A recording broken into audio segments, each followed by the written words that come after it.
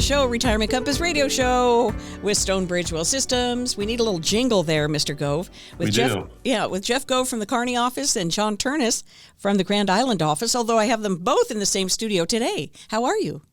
Doing awesome. How are you, Jackie? Yeah, great. I love this time of the year. Well, I mean, we could be doing better in Nebraska with less smoke, less fire, less tragedy. Yeah, fortunately, we got a little bit of rain, so that helps. But I was driving through southwest Nebraska yesterday, and yeah, it's kind of wild seeing all the burnt ground. It's really sad. Yeah, it's crazy. You know, in Colorado, and when you get a forest fire and then you drive through it, it's just the saddest looking thing to see everything burned and dead. Well, but the other side of it, Jackie, is then you get a little bit of rain and you start to see that green come through it. Well, there you go. And it looks lush and looks good. That's the positive side. That's right. Well, fellas, I thought we'd talk about something positive, and maybe that's cash, because for such a long time, cash felt like a dead weight. You put money in a savings account, it earned next to nothing, but today we have better rates, up to 5%, some money markets and CDs, Jeff, and I think that feels safe, comfortable, but is there any growth involved?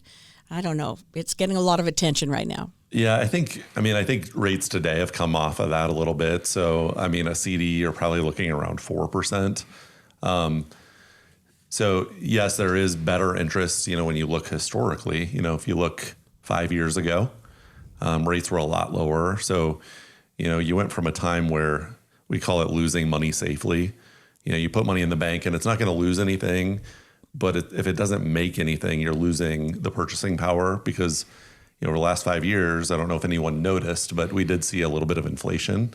So again, you didn't lose dollars, but you lost purchasing power. But yeah, I think around that 4%, it might even be 3 to 4% at this point. But if they decrease rates, obviously that's going to impact those CD and money market rates as well. Is the counter argument that the money sitting in savings doesn't need to have a job right now? It's just sitting there. And so we don't care if it's keeping up with inflation. Does that make sense? No. Not at all. That's a terrible idea, Jackie. Yeah, that's like it's a terrible idea. Money under the pillow and but maybe but it feels safer than having it exposed to all the nonsense that's going on right now out there, geopolitically, et cetera. But are there other opportunities? I mean, just because you invest the money doesn't mean you need to take a bunch of risk with it. I mean, and John, you can talk about that, but it's not in the market or out of the market. Those are your two options. It's not a money market or stocks. There are a lot of other options. A lot of other options. Well, that's what I want to talk about because I don't think people understand that. I know that's why we're on the air. That's why you do TV. That's why you do such a great effort at marketing who Stonebridge is so that people can understand the points on the compass. So, John, what's safe that is not sitting in the mattress? Yeah, not sitting in the mattress. While money market CDs are traditionally safer investments, you got to think of inflation compounding. So right now, Jeff was saying we're about 4% CDs, maybe upper threes for money markets. I'd rather have these current conditions now than when we were seeing 5% a couple of years ago, because 5% a couple of years ago in the money market and CDs, think about what was really going on. They raised the interest rates to combat inflation, pull back the money supply. Well, why'd they do that? We were seeing 8% inflation. So even though money markets may have been getting 5% a couple of years ago, you're really losing about 3% in purchasing power. And that's how inflation works. We all seem to know what inflation is when we're seeing those high 8% rates. But when we're at our historical average between 2.5%, 3.5%, we don't notice it as much. So in other words, earning 4 to 5% is kind of risky. Just having it sit there, it's really at risk. I was thinking in my mind, no, there it is sitting. It's between the mattresses, and it's nice and safe and comfy, cozy. Yeah, well, and the other thing that you have to think about, even if you're getting, let's say you are getting 5% or you're getting 4% today, the one thing that most people don't account for is taxes, because if you get 4% in a CD, all of that income, even if you don't take it, you're going to get a 1099 from the bank that says, we paid you, $4,000 on your $100,000. that's going to go on your tax return and you're going to pay income tax on that. So let's say you're in the 32% tax bracket plus state. So you're going to lose a third of that. So your 4% is now 3 or less, a little bit less than 3 that you're actually getting to keep. And we talk about this all the time on the show. I don't care how much you earn. We care about how much of that money you get to keep. That's what matters in the end. Right. Here's the number for Stonebridge, 866-295-5146. Do you want to keep it, or do you want it to be absorbing your evening sweat? I don't know what I was trying to say. 866, please forgive me. 866-295-5146, stuck between the mattresses. 866-295-5146. So are retirees moving too much money to cash right now? Is this a trend? Is this something you've heard about, Jeff? Is it something you've seen? It's actually kind of the opposite. It is amazing. When I sit down with someone and just this last week or the week before, I sat down with a client and, she said, I want to make sure I have enough money in the bank, but I think I might have too much money in the bank. I said, okay, well, what do you have? And she said, well, at this bank, I've got about 120,000. Oh. At this bank, I've got another 100,000. At this bank, I've got another, 150,000. By the time we were done, it was like $435,000. Oh my golly. That she had in the bank. And I said, I definitely want you to have money in the bank because, if you put the money in something that ties it up for a year, 13 months or whatever, and you need that money, that could be a problem. If you have an emergency, if the furnace goes out, if the air conditioner goes out, whatever it is, you have a water pipe burst in your basement. Had one of those over the last couple of weeks. Oh my. You need to access it. But I said, what would have to happen for you to have a $435,000 emergency? And she kind of laughed. She's like, well, I think my house would have to fall in order for that to happen. So, you're earning almost nothing on that money. And what you are earning, you're paying tax on. So we came up with another plan of let's take some of that money and get it working for you because the bank's not going to pay you. The IRS is more than happy to take their taxes on those dollars. What if we could park that in a place where it still could be taxable, but at more advantageous rates? So if you're in the 22% tax bracket, what if you only had to pay 15? Or what if you're in the 12% tax bracket and you don't have to pay any?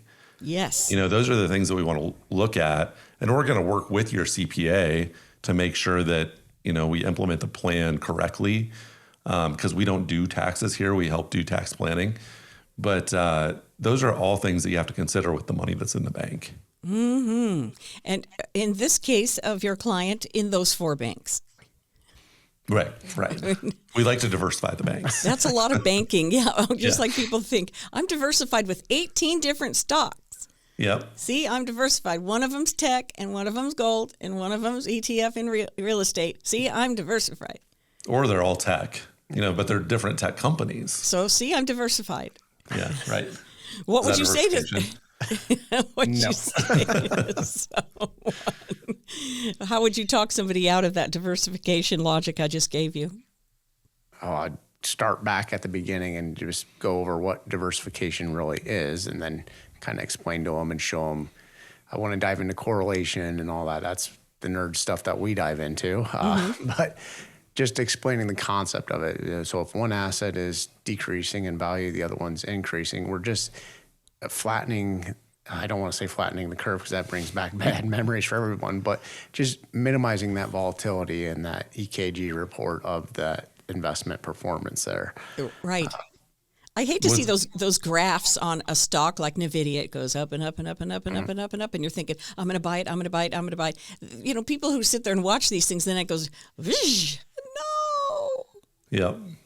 The other entertaining thing on diversification is when people think, well, I've got 4 different advisors because I don't want to have all my eggs in one basket. Oh. Yeah, a lot of times you'll see the advisors just because they don't know what the other one's doing, they're being counterproductive and they're undoing what the other one's doing. And then a lot of times at that point, they're just judging their advisor by the investment performance and not really the planning behind that as well. So I could see that happening. Well, if anyone's listening to the show and they're thinking about moving more to cash, or they have questions about what we just talked about, boy, you should be calling, making an appointment with Stonebridge Wealth Systems, 866-295-5146, 866-295-5146. Let them take a look at how cash does fit into your overall retirement plan. But they want to start by making you comfortable and by understanding what you and your family have in mind for your retirement, and how all your paperwork and the numbers are lining up. They want to make sure the math is mathing. Right, Jeff? That's right. Got to make sure the math is mathing. Mm-hmm. Is that what you tell your kids? No, this math is not mathing. Stop those Amazon, huh? Stop those Amazon I feel like there's some missing pieces to this puzzle. That's algebra. Yeah. Here's the number again, 866-295-5146 on Retirement Compass Radio Show. We'll be right back. Is your retirement being eaten up by financial termites like hidden fees, inflation, and avoidable taxes? Call today for a complimentary financial review so we can help you root out these retirement killers.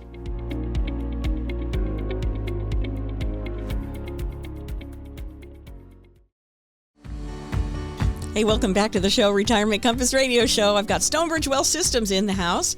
From the Kearney office, it's Jeff Gove. Is that the glowing flagship, the Kearney office? I would like to think so. I don't know if our other offices would agree, but that's the office I'm in. So it's the biggest one, isn't it? Tell Tim that. No, I'm not going to talk to him that. Kearney's number one. No. I will not be doing that. But from the Grand Island office, we have John Ternus. Welcome again, John. Getting you on a couple of times here. That's great. Serving Grand Island and Hastings, right? Correct, Jackie. Yep. Yeah, in Grand Island, Hastings. Great. I'm glad to hear that. And then also an office in Lincoln. We usually have either Tim or Zach Vankus. We had fun last week. Of course, I have to just bug him and call him Eli. I'm like, Eli, welcome to the show. He was not happy. It's on purpose by now, isn't it? Yeah, I told him that. It's on purpose. He goes, gah. He's got a wedding coming up here before 2 short minutes, right? Yep. It's coming up. That's going to be fun. You guys will have the great time. We're talking about cash. And, John, you had a comment, about how stable it feels and how stable it looks, cash. Right. It does feel very stable for a lot of people, Jackie. Like we kind of briefly touched on taxes, right? And while you're getting the interest, it's all going to be taxed as ordinary income as well. Well, what do you mean? That's my money. I got a little story. So Grand Island, we just got the big red box store, right? And wives like to go to it a lot of times. So my wife takes me there, and I found these little dark chocolate, salted caramel chocolates, right? And they had a little bag of them, and I got them. And I every time we went there, I'd grab the bag of chocolates. Those bag of chocolates, those are my CDs and money market accounts, right? Okay. Well, then we go back, and I look up on the shelf, and they got a big tote of big chocolates, right? And so I decide, hey, price per ounce is a little bit cheaper. I'm going to take these chocolates home. And, well, what do? I eat them all, and now my stomach hurts, and I'm upset. And my wife is like, I'm miserable. Well, that's the taxes. I put too much money in CDs and money markets, and now I bumped up into a higher tax bracket. Now my IRMA surcharges every month for my Medicare premiums, those are a little bit more. It had a compounding effect because I was realizing all this ordinary income that I never realized or needed to realize. I had to realize it for taxes, but now I'm paying taxes on it. So it had that inadvertent effect of having that chocolate tummy ache that I ended up having just from being in too much money markets or CDs there. Right. It's all stacked up in there. Yeah, and it did not feel good. I bet it didn't. It's good in the moment. Yeah. It's a moment, what do they say? A moment on the lips, a year on the hips or something? That's true, too. Isn't that a good one? They say that to girls eating chocolates, but that was the 80s, you know. I don't say that to girls eating chocolates. That's a good way to get punched. Yeah. I haven't ate the chocolates in weeks. What's that? I haven't ate those chocolates in weeks ever since I got that big tote. And you haven't? It was horrible, but that was the tax bill I received from that was the tax bill you CDs received. and money markets. So it's a price to be paid. Mm-hmm. How does inflation quietly impact that big bag of chocolates over time? Well, you figure kind of what money markets and CDs are getting for a yield. It's about the same as what inflation rate is. It's not much higher. And that's just you looked at the whole yield. You look at your net, what you're getting after you're paying maybe 22% marginally, and then you add your state taxes, you figure about a quarter of that. So if you're getting 4%, it's realistically about 3%.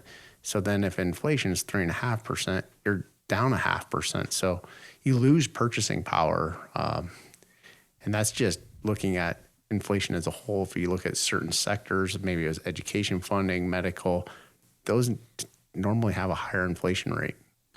We don't want to let the mice into the chocolate basket. The mice can have my chocolate. But We don't. If the IRS is the mouse, we don't want the IRS to get the money. And we talk about that from a legacy planning perspective as well. Yeah, take it away, I've got so many clients, and I'm sure there's a lot of listeners out there that say, I'm not worried about leaving my kids a pile of money. I don't need to leave them $5 million. They can earn their own money. But the fact of the matter is a lot of people, you're going to have money left over at the end.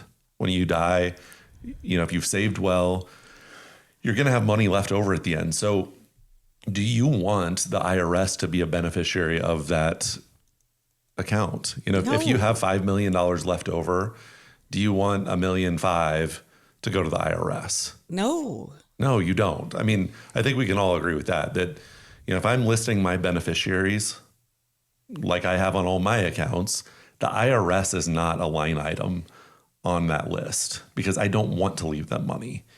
There are ways that you can do that, if you plan correctly. Now, in some circumstances, it's not a choice of do I pay taxes or do I not? It's you're going to pay tax. Let's pay as little as possible. You're talking about the cash. Mm-hmm. If your money grows and you eventually take it out, no matter how it's invested, there are tax implications. But there are different ways you can pay tax. There's income tax. There's long-term capital gains. Those are different. So we want to take advantage of those differences and at least know that they're there, mm-hmm. so we can avoid the higher taxes. Well, sure. And it's pretty much the same concept as getting your plan together in general, isn't it? Because the sooner that you plan for the tax bomb, then the less effect it's going to have. Mm-hmm. You build a little bunker around it yourself, around your money. It's just like going on vacation. If I decided, it's Friday when we're recording this, if I decided I want to go on a trip tomorrow, it might cost me more money to get on an airplane tomorrow to go wherever I want to go. My lodging is probably going to be more expensive. There's a lot of things that are just going to be more expensive because I failed to plan. But the alternative is, I get those emails from these companies that say, hey, if you fly on these dates, the flights are cheap. And if you go to this destination mm-hmm. on these dates and stay here, we've got a really good deal for you. Mm-hmm. You can go on a cruise for $500 a person, something like that for a week. If you can take advantage of those things and take the trip that you want to take a lot cheaper. It's the same with your financial plan.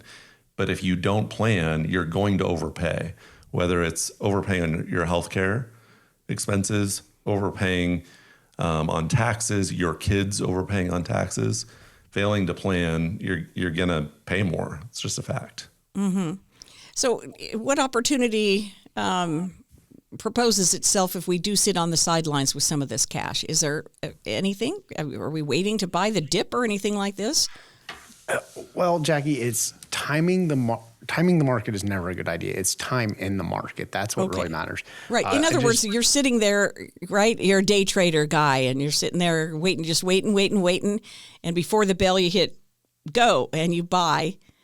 And then the next day, the stock crashes, and you thought you were already at the low point. I mean, this is gambling, right? Essentially. If there's no logic, there's some day traders that are successful, but very few. Most of them are not. But there was a recent study that I saw this last week, and it just looked at investing in the S&P over the past 25 years, right? Okay. And if you started with $1,000, just invest in the S&P, which once again, when we're building portfolios, we're adding more diversification with that. But so we're just looking at the S&P, $1,000 over 25 years. If you stayed invested the whole 25 years, it would be worth about $6,000 now. Well, if you just missed the 20 best days of that market return, you're only going to have about 1,500. So that's why I say it's time in the market, not timing the market. We don't know what the market's going to do. No one does. If they do say they know, they're lying. Mm-hmm. Well, if they do say they know their Congress, wow, they say that? I was good thinking that. But, wow. Are we going to hickey heck for that? So what are you saying, Jeff? Is there a difference between feeling safe and being secure? Yeah. Well, I think the way that we feel safe is by having a plan. If you don't have a place, you're never going to have that peace of mind of, I know I'm good. A lot of our clients, if we do, we call it the bucket system or the bucket theory where, we've got money in the bank, so it's safe. Emergency comes up, we take the money from there. We've got the income bucket. So if you, in the income bucket, you're going to have a pension. Hopefully that'd be great if you do. You have Social Security. Maybe you have an annuity you build your own pension, you do an annuity that's going to give you income for the rest of your life. So if you need $5,000 a month, this bucket is built to give you $5,000 a month, regardless of what the market does. And then that last bucket is your growth bucket. So that allows you to invest with confidence. So when the market goes up, you're going to capture the upside. When the market goes down, nobody wants the market to go down and your account balance to go down, but it's not sending you back to work. That's the important thing. Right. And you're not drawing on that portfolio while the market's going down. So I think having a plan like that gives you peace of mind, where you feel safe. Again, if you are, taking an adventure, with your portfolio and you don't know what tomorrow is going to bring, you haven't figured out, how much do I need from my portfolio? And you look at it and you're taking out 10% per year. I know we'll call them professionals, quote unquote, that will tell you that you can take out 10% per year from your portfolio and never run out of money. 10%? Yeah, that's not realistic. That'll be gone even the 4% rule, there's arguments against that. Mm-hmm. So we want to be conservative with those numbers. But again, if you don't have a plan, you're setting yourself up for failure. Mm-hmm. Boy, we don't want to fail. No. So safety matters, of course, but so does sustainability. So if your portfolio is leaning heavily on cash right now, why don't you call Stonebridge and talk to them about it? And maybe you're leaning heavy in equities and you want to understand what your taxes are going to look like. StonebridgeTaxBill.com is a nifty little tool. StonebridgeTaxBill.com is useful. You don't have to become a member or anything like that. There's no paywall behind that, StonebridgeTaxBill.com. And so you can use that to access a little more information than you had before. 866-295-5146. That's how to reach Stonebridge, 866-295-5146.